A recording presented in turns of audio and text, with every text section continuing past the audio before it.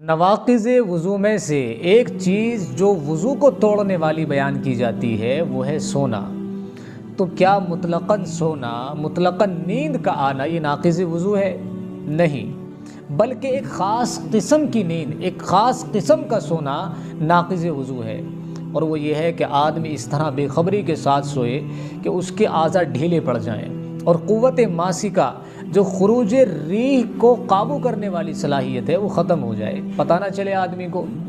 تو ایسی صورت میں مانا جائے گا کہ اس شخص کا وضو ٹوٹ چکا ہے۔ لیکن اگر کوئی آدمی اس طرح ٹیک لگا کر کے سویا ہوا ہے کہ اگر اس چیز کو ہٹا لیا جائے تو گر پڑے، لیکن اس کی مقعد زمین سے ٹکی ہوئی ہے، زمین سے چپٹی ہوئی ہے، تو ایسی صورت میں ظاہراً فتویٰ یہ دیا جاتا ہے کہ اس شخص کا وضو نہیں ٹوٹے گا، کیونکہ اس صورت میں قوت ماسکہ زائل نہیں ہوتی، قوت ماسکہ بہرحال اس صورت میں باقی رہتی ہے۔ لیکن متاخرین فقہا کا فتویٰ یہی ہے کہ اس صورت میں بھی وضو ٹوٹ جائے گا۔ لیکن اگر